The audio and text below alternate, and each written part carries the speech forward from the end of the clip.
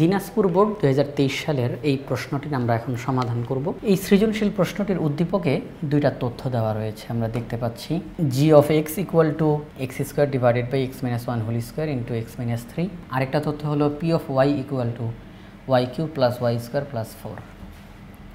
ক নাম্বার প্রশ্নে জিজ্ঞাসা করা হয়েছে দেখাও যে a by b plus b by c plus c by a রাশিটি প্রতিসম না কিন্তু চক্রক্রমিক।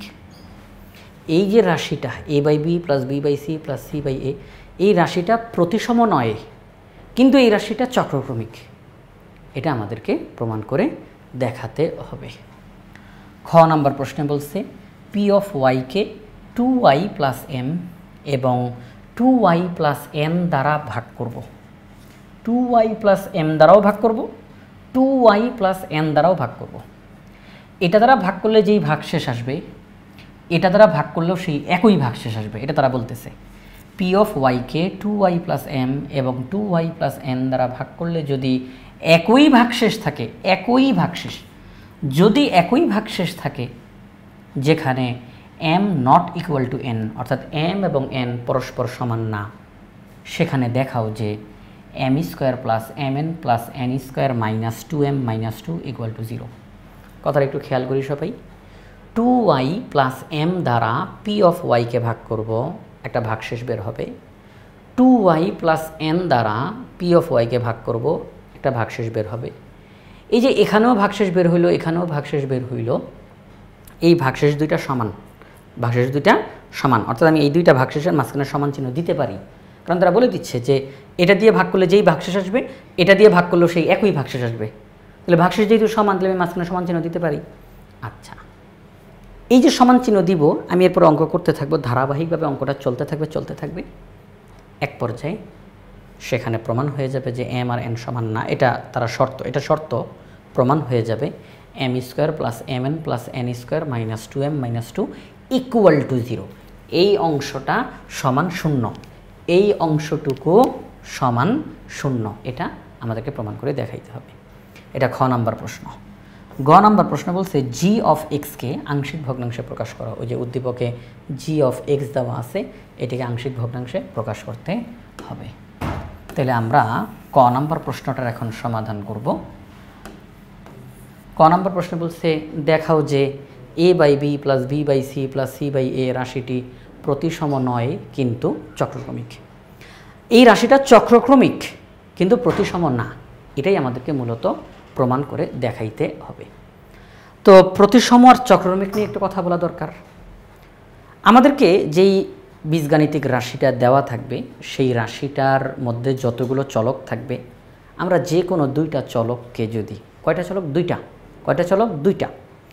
একটি রাশির দুইটি চলক, যে কোনো দুইটা চলক আমরা যদি তাদের জায়গা পরিবর্তন করি, অর্থাৎ এইটাকে এইটার জায়গাতে আর এইটাকে এইটার জায়গাতে, অর্থাৎ জায়গা যদি পরিবর্তন করি, যে কোনো দুইটি চলকের জায়গা পরিবর্তন করার ফলে যদি রাশিটির মানের কোনো পরিবর্তন না ঘটে, অর্থাৎ রাশিটা আগেও যা ছিল এই দুইটা চলকের জায়গা পাল্টানোর পরেও একই মান, হ্যাঁ, এই দুইটা চলকের জায়গা পরিবর্তনের পরেও একই মান, রাশির মানের কোনো পরিবর্তন ঘটে নাই, তখন এই রাশিটাকে বলা হয় প্রতিসম রাশি।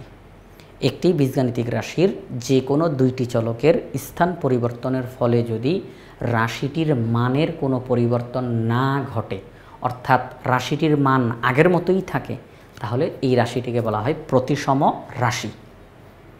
আর যদি মান পাল্টায় যায়, দুইটা চলকের জায়গা পরিবর্তন করছি, সাথে সাথে রাশির মানও পাল্টায় গেছে, আগে যেই মান ছিল এখন মান পাল্টায় অন্য একটা মান চলে আসছে, তখন এই রাশিটাকে বলা হয় প্রতিসম রাশি নয়। তখন এই রাশিটা প্রতিসম রাশি নয়। আমাদেরকে এখানে মধ্যে বলছে এই রাশিটা প্রতিসম রাশি না, তার মানে আমরা যদি দুইটা চলকের স্থান পরিবর্তন করি তাহলে রাশির মান পরিবর্তন হয়ে যাবে, আগে যা ছিল পরবর্তীতে এটার মান পাল্টায়া যাবে, অর্থাৎ এটা আর প্রতিসম থাকবে না, এটা প্রতিসম নয়। পাশে আবার বলছে এই রাশিটা চক্রক্রমিক। চক্রক্রমিক কাকে বলে? বীজগাণিতিক রাশির তিনটা চলক, দুইটা না তিনটা চলক অথবা তার চাইতেও বেশি তিনটা চলক অথবা তার চাইতে বেশি চলক যদি ধারাবাহিকভাবে ক্রমান্বয়ে তাদের স্থান পরিবর্তন করা হয় কিন্তু রাশিটির মানের কোনো পরিবর্তন না ঘটে, এই চলকগুলোর স্থান পরিবর্তন করার আগে রাশিটার যেই মান ছিল তিনটা চলকের জায়গা পরিবর্তন করার পরেও রাশিটার একই মান আছে, তাহলে এই রাশিটাকে বলা হবে চক্রক্রমিক রাশি। আমরা কি দুইটার মধ্যে তফাৎটা বুঝতে পারছি? দুইটা চলকের জায়গা পরিবর্তন করব, রাশির মান পরিবর্তন হয় নাই, তাহলে রাশিটা প্রতিসম। আর যদি রাশির মান পরিবর্তন হয়ে যায় তাহলে প্রতিসম না। তিনটা চলকের জায়গা পরিবর্তন করব, রাশির মান পরিবর্তন হয়েছে না, রাশির মান পরিবর্তন হয় নাই, তাহলে রাশিটা চক্রক্রমিক। তিনটা চলকের জায়গা পরিবর্তন করছি, রাশির মানও পাল্টায় গেছে, তাহলে এটা চক্রক্রমিক না। তাহলে আশা করি আপনারা প্রতিসম প্রতিসম না, চক্রক্রমিক চক্রক্রমিক না, এই বিষয়টা বুঝতে পারছেন। আমাদের এখানে যেই রাশিটা দেওয়া, আমাদেরকে বলল তোমরা অঙ্ক করে দেখাও এই রাশিটা প্রতিসম না।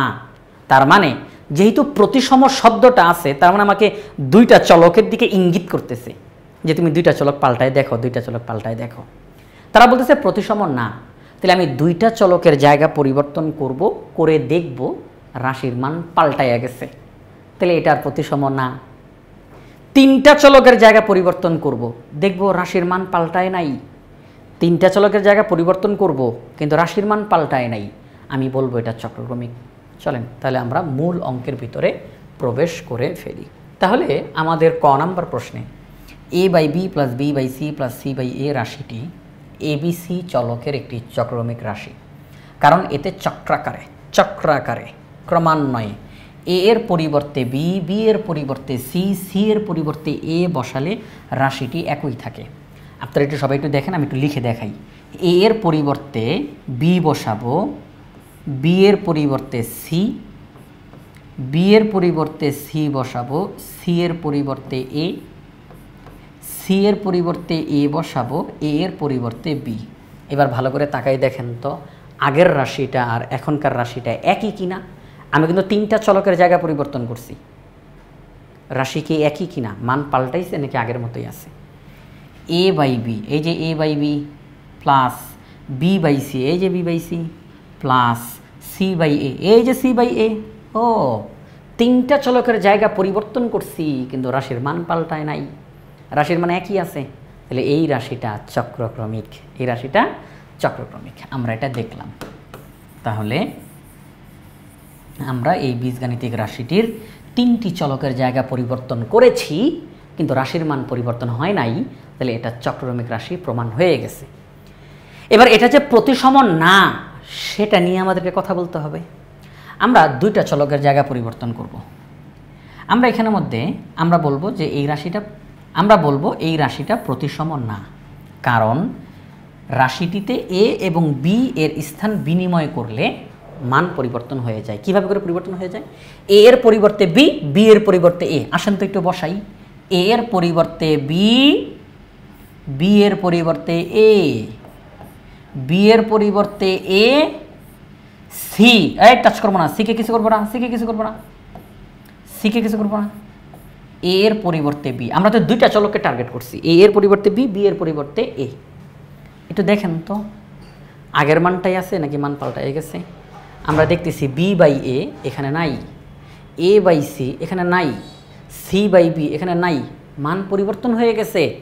তাহলে দুইটা চলকের স্থান পরিবর্তন করার সাথে সাথে রাশির মানও পরিবর্তন হয়ে গেছে, তাহলে এটা আর প্রতিসম না। যদি মান না পাল্টাইতো, মান পরিবর্তন না হইতো, তাহলে এটা প্রতিসম হইতো, কিন্তু মান পাল্টাই গেছে, এই জন্য এটা প্রতিসম না। তাহলে আশা করি আপনারা পুরো বিষয়টা বুঝতে পারছেন যে এই রাশিটা প্রতিসম না কিন্তু চক্রক্রমিক। আচ্ছা, তাহলে আমাদের ক নাম্বার প্রশ্নের সমাধান হয়ে গেল। আমরা এখন খ নাম্বার প্রশ্নটার সমাধান করব। আমরা এখন খ নাম্বার প্রশ্নটার সমাধান করব। প্রশ্নতে বলা হয়েছে পি অফ ওয়াইকে 2y + m এবং 2y + n দ্বারা ভাগ করলে যদি একই ভাগশেষ থাকে যেখানে m ≠ n, তাহলে দেখাও যে m² + mn + n² - 2m - 2 = 0। তো এখানের মধ্যে যেই বিষয়টা পি অফ ওয়াই কোনটা? আমরা যদি একটু উদ্দীপকের দিকে তাকাই আমরা এখানে দেখতে পাচ্ছি যে P of Y equal to Y cube plus Y square plus 4। এই যে রাশিটা, এই রাশিটাকে আমরা 2y প্লাস m দ্বারা ভাগ করব। এই ভাগ করব কিন্তু আমরা ভাগশেষ উপপাদ্য যে সিস্টেমটা আপনারা জানেন, সেই ভাগশেষ উপপাদ্যের মাধ্যমে কিন্তু আমরা ফলাফলটা বের করব। আমরা যদি এই যে পি অফ ওয়াই যেটা আছে তাকে যদি 2y প্লাস m দ্বারা ভাগ করি তাহলে 2y প্লাস m এটা ভাজক, 2y প্লাস m দ্বারা যদি এটাকে ভাগ করি তাহলে এটা ভাজক, ভাজক সমান 0। আমরা সবসময় এটা ধরে নিব, সবসময় এটা ধরে নিব যে ভাজক সমান 0। এটা নিজেরা মনে মনে ধরে নিচ্ছি 2y plus m equal to 0। তাহলে 2y equal to minus m, y equal to minus m/2, y এর মান হলো মাইনাস m/2। আমাদের এই অঙ্কে y কিন্তু চলক, আমাদের অঙ্কে y হচ্ছে চলক, তাহলে আমরা y এর মান বের করে ফেললাম মাইনাস m/2। তার মানে আমরা p অফ y এর জায়গায় আমরা p of minus m/2 minus m/2 এর রেজাল্ট বের করব। p অফ y এর জায়গায় p অফ মাইনাস m/2 এটার রেজাল্ট আমরা বের করব, p অফ মাইনাস m/2। এই p অফ মাইনাস m/2 বের করব রেজাল্ট, যেখানে যেখানে y আছে, যেখানে যেখানে y আছে সেখানে আমরা মাইনাস m/2 বসাবো। তারপর আমরা এটাকে আবার ভাগ করব, এটাকে আমরা আবার ভাগ করব কি দ্বারা? 2y প্লাস n দ্বারা ভাগ করব। তাহলে এটা ভাজক, ভাজক সমান 0। তাহলে 2y equal to minus n, y equal to minus n/2। তখন আমরা আবার এই p অফ y এর জায়গাতে p অফ মাইনাস n/2 বসাবো। আমাদেরকে বলছে p অফ মাইনাস m/2 বসাইলে যেই ফলাফল, p অফ মাইনাস n/2 বসাইলে একই ফলাফল, ভাগশেষ একই। তাহলে মাঝখানে সমান চিহ্ন দিতে পারি, আমরা মাঝখানে সমান চিহ্ন দিতে পারি। এই সমান চিহ্ন দেওয়ার পরে অঙ্কটা ধারাবাহিকভাবে চলবে, অঙ্কের রেজাল্ট চলে আসবে। একেবারে সহজ অঙ্ক, একেবারে সহজ অঙ্ক। তাহলে আমরা আমাদের মূল অঙ্কের সমাধানের ভিতরে যাই। এই যে আপনারা দেখতে পাচ্ছেন আমাদের অঙ্কের সমাধানটা। আমরা এই জায়গাতে দেওয়া আছে পি অফ ওয়াই সমান Y Q plus Y square plus 4। P of ওয়াইকে যদি 2y প্লাস m দ্বারা ভাগ করি তাহলে ভাগশেষ হবে, ইতিমধ্যে আপনাকে করে দেখিয়েছি, পি অফ মাইনাস m/2। তাহলে আমরা যদি এই y এর জায়গায় মাইনাস m/2 বসাই তাহলে জিনিসটা কেমন হবে? ঠিক এই যে y এর জায়গায় মাইনাস m/2, y এর জায়গায় মাইনাস m/2 বসাবো হোল কিউব, প্লাস y এর জায়গায় মাইনাস m/2 বসাবো হোল স্কোয়ার প্লাস 4। তাহলে এটা হচ্ছে ভাগশেষ। এটা কি? ভাগশেষ। এবার আমরা পি অফ ওয়াইকে 2y প্লাস n দ্বারা ভাগ করব, তাহলে ভাগশেষ হবে পি অফ মাইনাস n/2। তাহলে y এর জায়গায় minus n/2 whole cube, y এর জায়গায় minus n/2 whole square plus 4। তাহলে আমরা দেখলাম পি অফ মাইনাস m/2 এই যে ভাগশেষটা, পি অফ মাইনাস n/2 এই যে ভাগশেষটা, এই দুইটা ভাগশেষ নাকি সমান। এটা প্রশ্নে বলে দিছে, এটা আমরা বলি নাই, এটা প্রশ্নে বলে দিছে যে এই দুইটা ভাগশেষ পরস্পর সমান। তাহলে আমরা এখানে আমাদের লিখব শর্তানুসারে এই দুইটি ভাগশেষ পরস্পর সমান।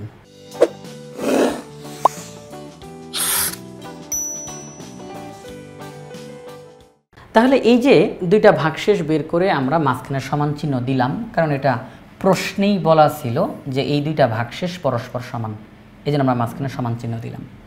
এবার আমরা একদম সহজ ক্যালকুলেশন, একেবারে সহজ calculation, minus m/2 whole cube হিসাব করে বের করি। এরপরে এখানে লসাগু করি, লসাগু করার পরে উভয় পক্ষ থেকে আমরা 8কে বাদ দিয়ে দিতে পারি। উভয় পক্ষ থেকে 8কে উভয় পক্ষ থেকে 8 বাদ, বা আপনি এক কথায় বলতে পারেন উভয় পক্ষকে 8 দ্বারা গুণ করি, নেন সমস্যা নাই, উভয় পক্ষকে 8 দ্বারা গুণ করেন, তাহলে 8 কাটা, 8 কাটা, যেভাবে খুশি আপনি বলতে পারবেন, সমস্যা নাই। আচ্ছা ঠিক আছে, তাহলে উভয় পক্ষ থেকে 8 বাদ, তাহলে লবের অংশটা রইল। এবার সবাইকে এক সাইডে পাঠিয়ে দেন, আপনি সবাইকে এক সাইডে পাঠিয়ে দেন। হ্যাঁ, সবাইকে এক সাইডে পাঠিয়ে দেন। এই যে উভয় পক্ষ থেকে 32 বাদ হয়ে গেছে, সবাইকে এক সাইডে পাঠিয়ে দেন। পাঠিয়ে দেওয়ার পরে আমরা কিউবগুলোকে এক সাইডে রাখবো, মানে একসাথে রাখবো, স্কোয়ারগুলোকে একসাথে রাখবো। এই যে m cube minus n cube, m square n square, আমরা কিউবগুলোকে একসাথে রাখবো, স্কোয়ারগুলোকে একসাথে রাখবো, মানে পাওয়ারগুলো যেন একই পাওয়ার যারা তারা যেন পাশাপাশি থাকে, তারা যেন পাশাপাশি থাকে। এবারে এখানে একটা কথা একটু বলে নিই, এখন একটু বলে নিই, সেটা হচ্ছে minus M cube plus 2m square plus n cube minus 2n square. এই যে m কিউবের সামনে মাইনাস, আমরা যদি একটা মাইনাস চিহ্ন কমন নেই, হ্যাঁ, একটা মাইনাস চিহ্ন যদি আমরা কমন নেই, মানে এক কথায় বলতে গেলে -1 দ্বারা যদি আমরা উভয় পক্ষকে গুণ করি, উভয় পক্ষকে যদি আমরা -1 দ্বারা গুণ করি, উভয় পক্ষকে, বাম পক্ষ ডান পক্ষ উভয় পক্ষকে যদি -1 দ্বারা গুণ করি, তাহলে কেমন হবে? মাইনাসে মাইনাসে প্লাস এম কিউব, প্লাসে মাইনাসে মাইনাস, প্লাসে মাইনাসে মাইনাস, মাইনাসে মাইনাসে প্লাস, এইরকমভাবে। ওকে, আচ্ছা, তাহলে M cube minus N cube minus 2m square plus 2n square, M cube minus N cube তারা পাশাপাশি থাকলো, এখান থেকে 2 কমন নেওয়া যায়, M square minus N square. এবার এ কিউব মাইনাস বি কিউবের সূত্রটা এখানে অ্যাপ্লাই করতে পারি, এ minus B into A square plus A B plus B square. এখানে এ স্কোয়ার মাইনাস বি স্কোয়ারের সূত্র এ plus B A minus B. পরবর্তী লাইনে গিয়ে এখন দেখেন যেই ঘটনাটা, ভাইয়া সবাই একটু খেয়াল করেন, এখন দেখেন যেই বিষয়টা, সেটা হচ্ছে আমরা এম মাইনাস এন কমন নিতে পারি, এম মাইনাস এন কমন নিতে পারি। তাহলে এম মাইনাস এন কমন নিলাম, কমন নেওয়ার পরে নিয়ম কি, যেটা কমন নেই সেটা দিয়ে সবাইকে ভাগ করতে হয়। তাহলে এম মাইনাস এন দ্বারা ভাগ করব, এম মাইনাস এন কাটাকাটি থাকবে এইটা, এম মাইনাস এন কাটাকাটি থাকবে এই অংশটা, এই যে এই অংশটা 2m 2n এই অংশটা থাকবে, প্লাসে, ঠিক আছে, এই যে আপনার মাইনাস প্লাসে মাইনাসে মাইনাস। ওকে, ঠিক আছে, তাহলে এম মাইনাস এন কমন নিলাম, আর -2m -2n সেটা এখানের মধ্যে বসে পড়লো। প্রশ্নে বলছে যে m not equal to n। সবাই একটু কথাটা একটু খেয়াল করেন, আমরা এই মুহূর্তে যেই জায়গাতে আছি, এই মুহূর্তে যেই জায়গাতে আমরা আছি ভাইয়া, এই যে এই লাইনটা, এই যে এই লাইনটা m minus N into M square plus M N plus N square minus 2m minus 2n equal to 0, মাঝখানে গুণ চিহ্ন। আমরা কি এখন হয় অথবা শব্দটা ব্যবহার করতে পারি না? হয় অথবা শব্দটা ব্যবহার করতে পারি না? হয় m minus N equal to 0 অথবা M square plus M N plus N square minus 2m minus 2n equal to 0। হয় এটা ইকুয়াল টু 0 অথবা এটা ইকুয়াল টু 0, আমরা এইভাবে করে বলতে পারি তো। এখন ঘটনা হচ্ছে আমরা যদি বলি হয় m minus N equal to 0, m minus N equal to 0, যদি আমরা এই কথা বলে ফেলি, তাহলে পরের লাইনে গিয়ে কী হবে? m equal to n। কিন্তু প্রশ্নে আমাদেরকে বলে দিছে, আমরা বলি নাই, প্রশ্নে বলে দিছে m n সমান না, m n সমান না। এখন আমরা যদি বলি যে m minus N equal to 0, তাহলে পরের লাইনে গিয়ে m আর n তো সমান হয়ে যায়, কিন্তু প্রশ্নে বলা আছে, শর্ত দেওয়া আছে m এবং n সমান হবে না। তাহলে আমরা হয় m minus N equal to 0 এই কথা বলবই না, আমরা কোনো ভেজালে যাব না। প্রশ্নে আমাদেরকে যেই শর্ত দিছে আমরা সব সময় সেই শর্তই মানব। প্রশ্নে যদি বলছে m আর n সমান না, এজন্য আমরা এই মুহূর্তে m minus N equal to 0 এই কথা বলবো না, m minus N equal to 0 এই কথা আমরা বলবো না, ঠিক আছে। m minus N not equal to 0, অর্থাৎ এইটা 0-র সমান না। যদি এইটা 0-র সমান না এমন হয়, তাহলে m not equal to n, m not equal to n। ওকে, আমরা m মাইনাস এন এটাকে 0-র সমান বলি নাই, আমরা এইটাকে 0-র সমান বলবো, এই অংশটাকে m square plus M N plus N square minus 2m minus 2n equal to 0। আর এটাই আমাদের প্রশ্নে বলছে যে তোমরা অঙ্কটা করে দেখাও যে এটা ইকুয়াল টু যে 0, দেখাও। তো দেখানো হয়ে গেল, খুবই সহজ একটা অঙ্ক ছিল। শুধু এখানে আমাদের খেয়াল রাখতে হবে m minus N equal to 0 এই কথা আমরা বলবো না, বললে শর্ত মানা হয় না। শর্ত মানার জন্য এইটাকে আমরা 0-র সমান বলবো না, এটা 0-র সমান না। ওকে, এইটা 0-র সমান, আর এটাই প্রশ্নে জানতে চাইছে, তাহলে অঙ্কটা দেখানো হয়ে গেল। তাহলে আমরা খ নাম্বার অঙ্কটা করে ফেললাম, আমরা এখন গ নাম্বার প্রশ্নটার সমাধান করব। আমাদের গ নাম্বার প্রশ্নে বলা হয়েছে জি অফ এক্সকে আংশিক ভগ্নাংশে প্রকাশ করো। G of X equal to X square divided by X minus 1 whole square into X minus 3। আমরা এখন এই ভগ্নাংশটিকে আংশিক ভগ্নাংশে রূপান্তর করব।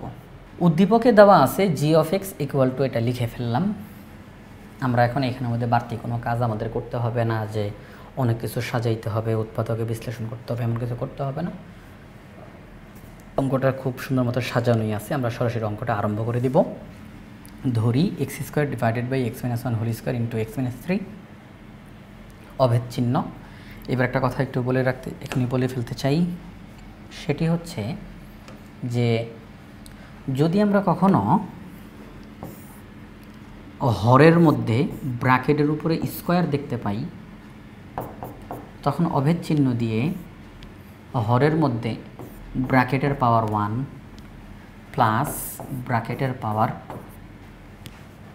এখানে হরের মধ্যে ব্র্যাকেটের উপরে পাওয়ার যত থাকবে আমি ওই একই জিনিস লিখব পাওয়ার 1 পাওয়ার 2 পাওয়ার 3 এভাবে করে লিখতে লিখতে এখানে পাওয়ার হিসেবে যত থাকবে আমি তততে গিয়ে থামবো।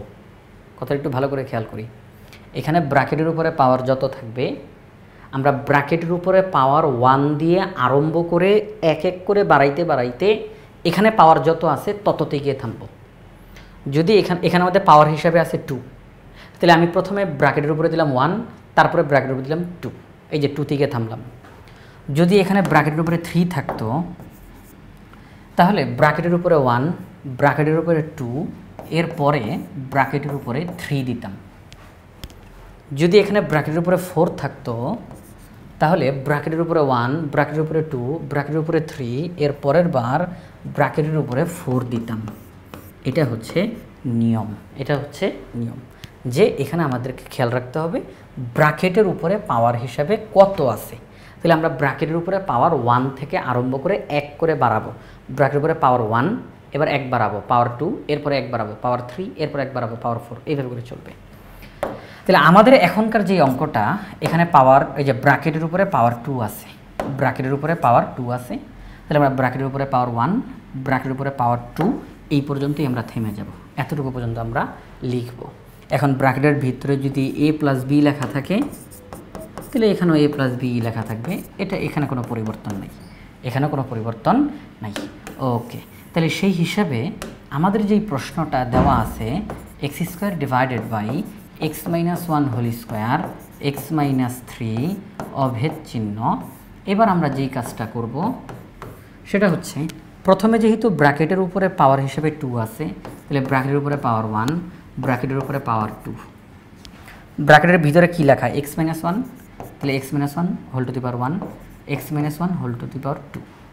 আর এখানে এক্স মাইনাস 3 একবারই হবে, এক্স মাইনাস 3 একবারই হবে। ওকে, এখানে এক্সের পাওয়ার হচ্ছে 1, সরাসরি পাওয়ার। ওই ব্র্যাকেটের উপরের পাওয়ার দেখার দরকার নেই, ব্র্যাকেটের উপরে পাওয়ার দেখার দরকার নেই, সরাসরি এক্সের পাওয়ার কত 1। তাহলে যদি সরাসরি এক্সের পাওয়ার 1 থাকে তখন আর কোনো ভেজাল নাই, কোনো সমস্যা নাই।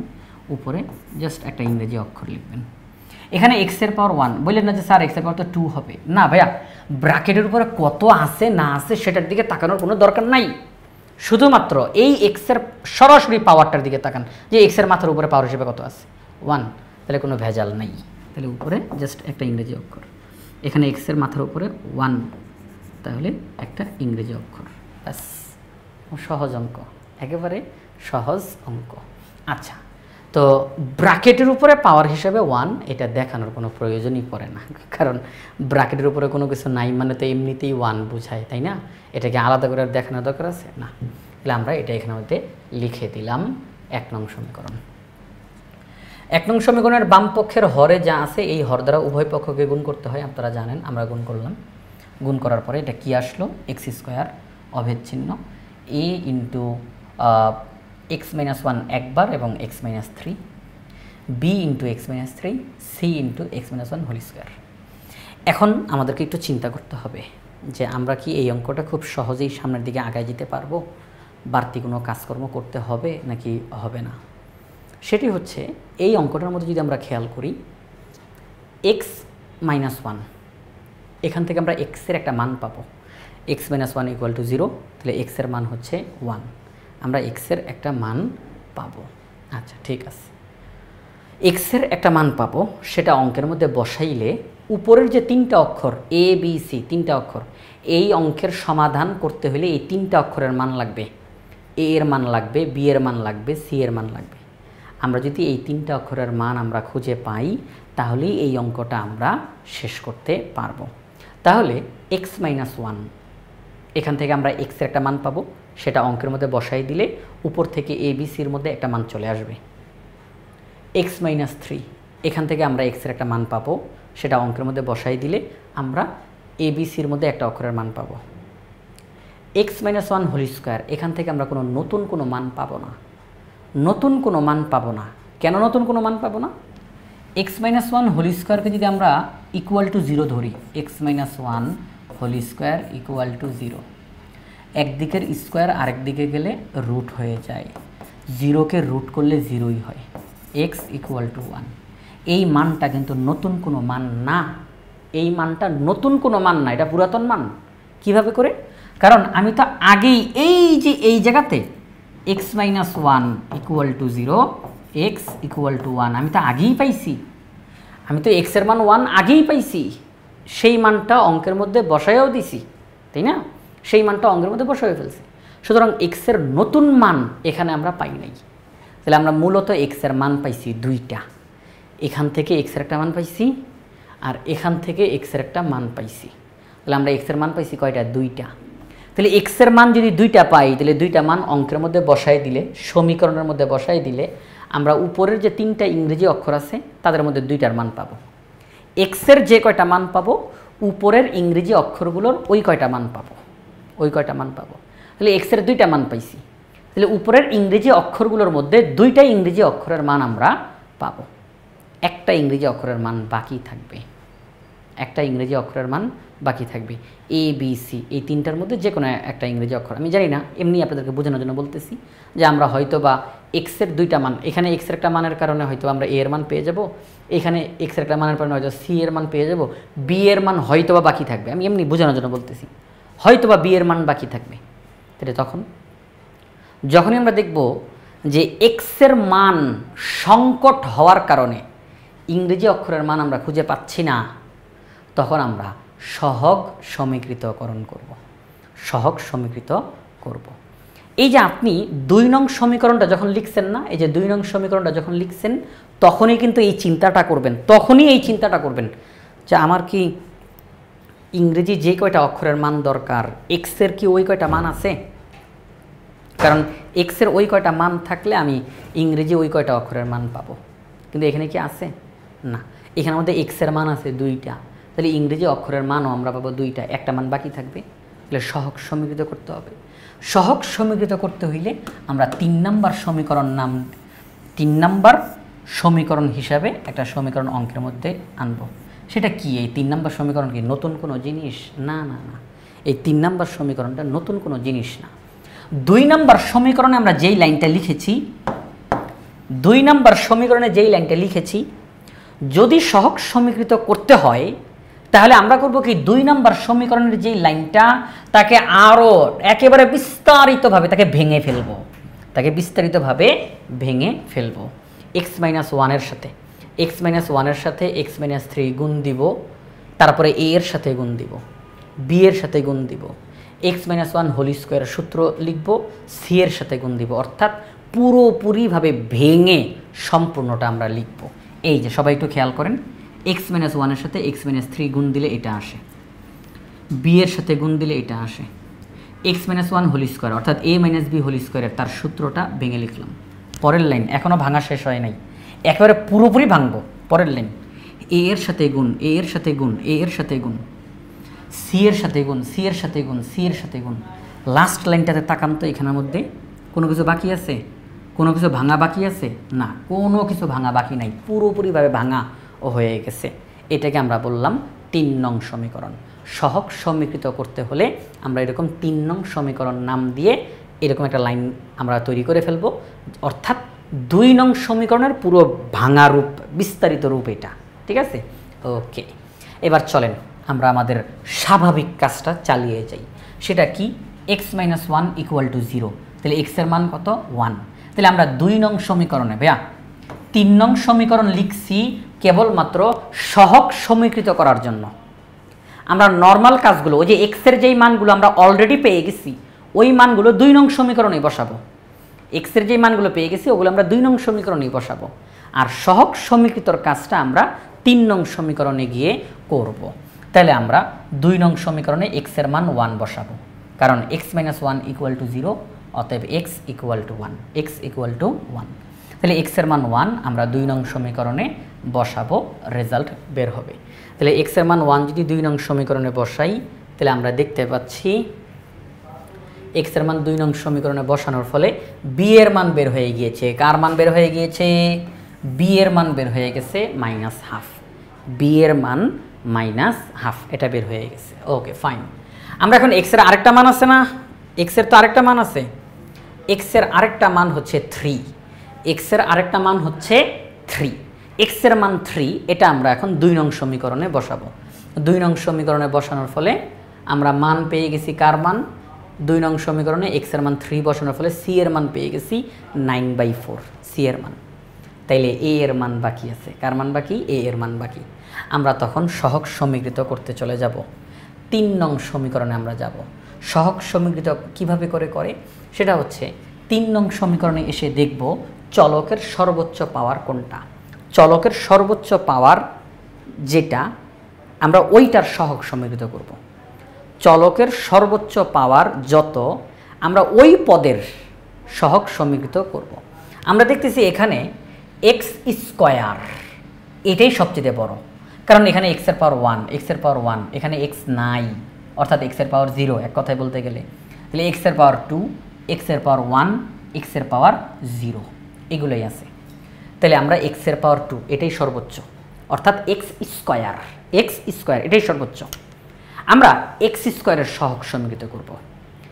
যেই চলকের পাওয়ার সবচেয়ে বড় ওই চলকটার সহগ সমীকৃত করব, x² এর সহগ সমীকৃত করব। তাহলে 3 নং সমীকরণে এসে x² এর সহগ সমীকৃত, শব্দটা কি বলছি? সহগ। বাম পক্ষের দিকে তাকায় দেখি x² এর সহগ হলো 1। আপনারা জানেন যে সহগ কোনটা? চলকের সাথে যেটা গুণাকারে থাকে। তাহলে x² এর সহগ হলো 1।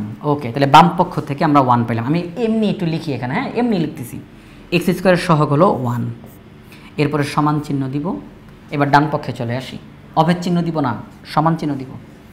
x² এর সহগ হচ্ছে এই, তারপরে x² কোথায়? x² কোথায়? এই যে x², তার সহগ হচ্ছে +c। অর্থাৎ আমরা x² এর সহগ করতেছি, তাহলে কেবলমাত্র x² এর দিকেই তাকাবো, অন্য কোনো দিকে তাকাবো না। কেবলমাত্র x² এর দিকে তাকাবো, অন্য কোনো দিকে তাকাবো না আমরা। তাহলে 3 নং সমীকরণের বাম দিকে তাকিয়ে আমরা x² এর সহগ হিসাবে 1 পেলাম, আর ডান দিকে তাকিয়ে x² এর সহগ হিসাবে আমরা a + c পেলাম। তাহলে 1 = a + c।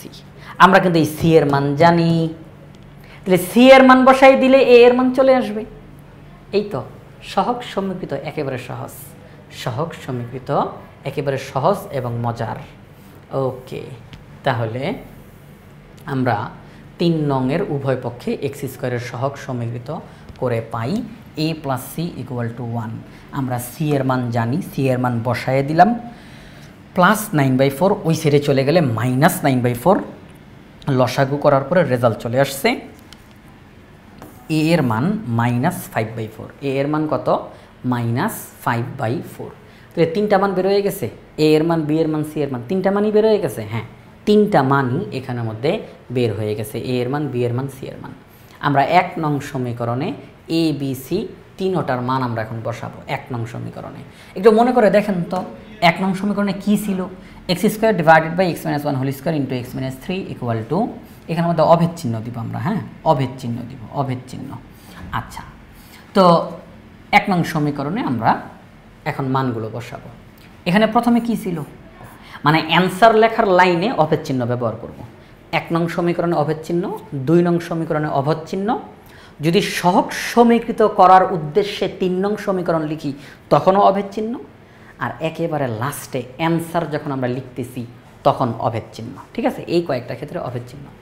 তাহলে এখানে তো a লেখার কথা, এটা মাইনাস ভাইবেন না কিন্তু, এটা অভেদ চিহ্নর জন্য দিছি। আচ্ছা, এখানে a লেখার কথা, এখানে b লেখার কথা, এখানে c লেখার কথা। তাহলে মানগুলো বসানো দরকার। তাহলে আমরা a এর মানটা বসাই দিই, a এর মান -5/4, b এর মানটা বসাই দিই -1/2, সি এর মানটা বসাই দিই 9/4।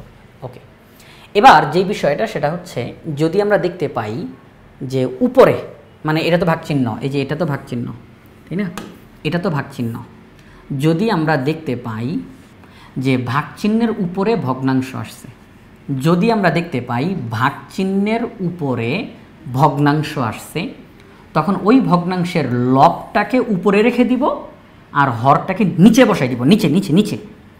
লবটাকে উপরে বসাবো, হরটাকে নিচে বসাবো। লবটাকে এই যে -1টা উপরে বসবে, -1টা উপরে আর এই 2টা নিচে, 9 এটা উপরে, 4টা নিচে। আচ্ছা, এই যে -1 উপরে বসাইতে বলছিলাম সেই মাইনাসটা সামনে চলে আসলো, প্লাসে মাইনাসে মাইনাস। তো এই হচ্ছে আমাদের ফলাফল। আবারও বলতেছি, ভাগচিহ্নের উপরে যদি ভগ্নাংশ আসে তাহলে ওই ভগ্নাংশের লবটাকে উপরে রাখবো, হরটাকে নিচে নামায় ফেলবো। লবটাকে উপরে রাখবো, হরটাকে নিচে নামায় ফেলবো, ঠিক আছে, এইভাবে করে। তাহলে আমাদের এই গ নাম্বার প্রশ্নে x² divided by x-1² into x-3 এটার আংশিক ভগ্নাংশ নির্ণয় করতে বলেছিল। আমরা সেই আংশিক ভগ্নাংশটা পুরোটা এখানে আমাদের নির্ণয় করে ফেললাম। হ্যাঁ, এই যে অপের চিহ্নটা এখানে দিলাম। ওকে, ঠিক আছে, তাহলে আংশিক ভগ্নাংশ নির্ণয় করা শেষ। তাহলে আমরা এর মাধ্যমে দিনাজপুর বোর্ড 2023 সালের এই সৃজনশীল প্রশ্নটির আমরা সমাধান করে ফেললাম।